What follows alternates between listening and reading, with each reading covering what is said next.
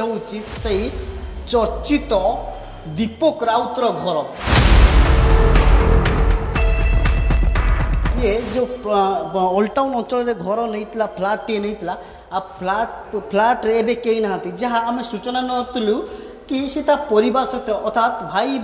भाई आ भाउज भौणी सह रोला आ रही एठी चाकरी करथिला किंतु जेते बळे घटना घटिला घटना पळे आज भाई को मध्य पुलिस आज उठे नहीं आ बड़ कथा होची जेते बळे शृंखलित विभाग जो चाकरी करथिला एमिति विष्णुखलित काम केमिति करथिला कहिना सी जणे सीपी ऑफिस रो कर्मचारी आ पूरा से ही हत्याकार जो घटना घटी आ केमिति घटी हो तो आपण माने सहज जानी पारे कहीं काली कौ भली भाव तार झीर अर्थात शुभस्मिता साहूर शब सुदूर केउझर मिलता घटना जिते सारा ओडिशार चांचल्य खेल ये घर एवं संपूर्ण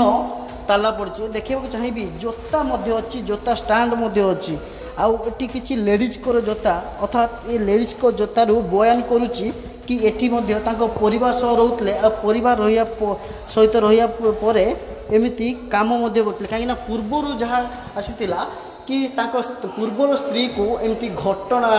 जो दुर्घटनार रूप दे एमती घटना गोटे कोटिए 60 लक्ष टंका हड़प करता शुभस्मिता को मारी एमती टंका हड़प कर प्लान थिला किंतु बड़ कथा होची जड़े शृंखलित विभाग में चाकरी करथिबा शुभस्मिता साहू कहीं से अन्य को सुरक्षा देउतिले किंतु तांकु से निजे मध्य कौन सुरक्षा पाई पारे कहीं जमीती भुवनेश्वर भाया जगार कौ भाया मर्डर कर निज कार रे एक लुचई रखा सबको नहीं जाइला सीधा सड़क सीपी ऑफिस ड्यूटी करता ड्यूटी पर सी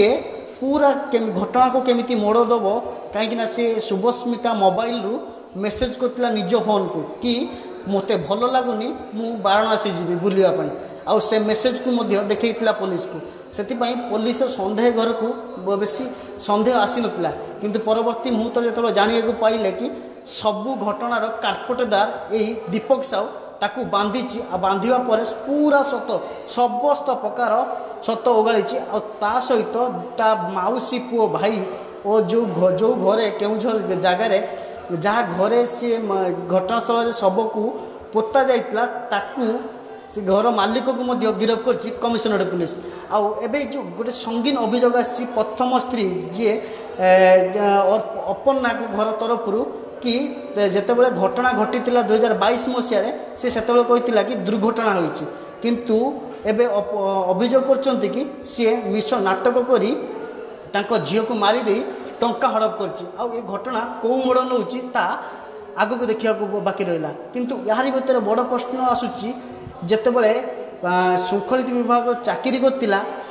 शृंखलित चाकरी करिया परे भी एमती विष्णुखलित काम केमिति करथिला आ कौ भली भाव में कौटू एत साहस आणुला आ कौटू एत बुद्धि आणुला। भुवनेश्वर वीडियो जर्नलिस्ट देवाशीष हरे कृष्णगिरी प्रतिदिन टीवी।